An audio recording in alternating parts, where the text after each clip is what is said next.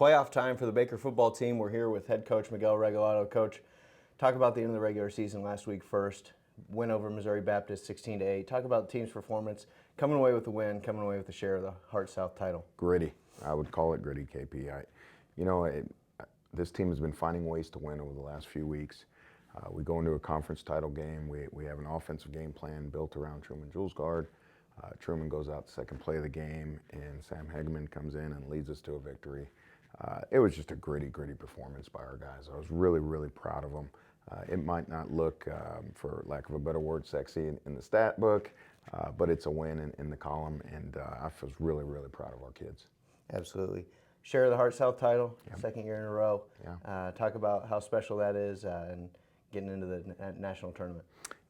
Last year we had a saying called restore the order. There was a period here right before I arrived that we kind of fell off of our standards at Baker, and we were able to restore that last year. Kind of a motto this year has been unfinished business.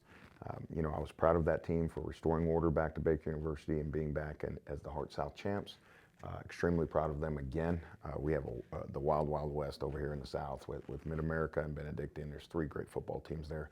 So for us to be right there with those 2 teams is an honor, and I'm proud of our guys. But now we need to take that next step.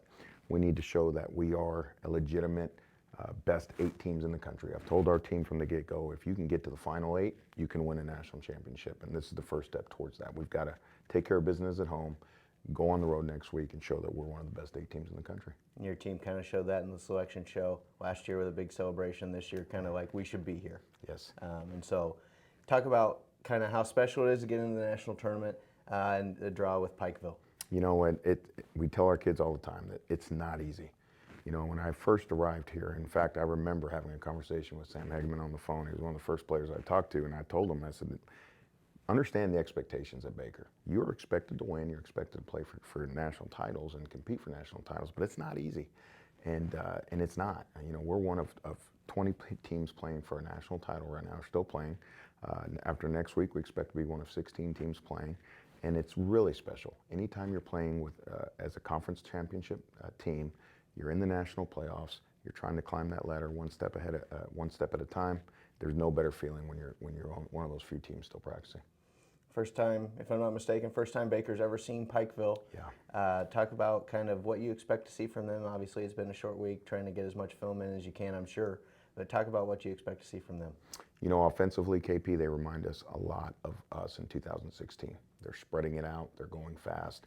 They have the trigger man. They have talent at wide receiver. They have a tailback that reminds me a lot of Cornell Brown. He's shifty and a pain in the butt to tackle.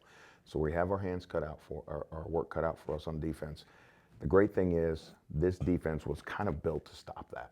Coach Pauly feels very good about our group. I feel very good about our group. Defensively, they are athletic. They actually remind me a lot of Louisiana Christian last year. Very athletic people on the field running around playing fast. So we've got to make sure that Sam feels comfortable early in this game with the offensive line controlling the line of scrimmage, and then we've got to take control of the line of scrimmage with our run game. And if we can do those 2 things, our special forces have been solid all year long. I expect them to be there. We'll talk to Sam Hegman next, but what has he meant to this team coming in the Benedictine game, coming in against Missouri Baptist, playing well in both of those games? Talk about what he's meant to this team as a senior leader. I think he's the epitome of Baker football. Unselfishness. He's one of our best leaders, which is rare to say from your backup quarterback. Here's the thing about Sam. In today's world of college football, when you're not the starter, the automatic is to transfer somewhere else, jump in the portal, go where to another school.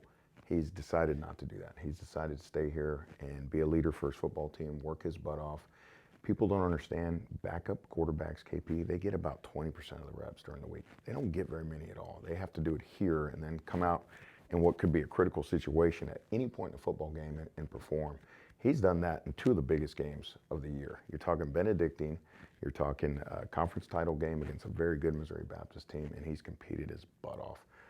Our team has complete trust in him, faith in him, and I'm really glad that he decided to stick it out with us. Awesome. Well, thanks for your time today, Coach, and good luck this weekend. Be sure to tune in to BakerWildcats.com on Saturday at 1 p.m. as the Wildcats take on Pikeville in the first round of the NAIA playoffs.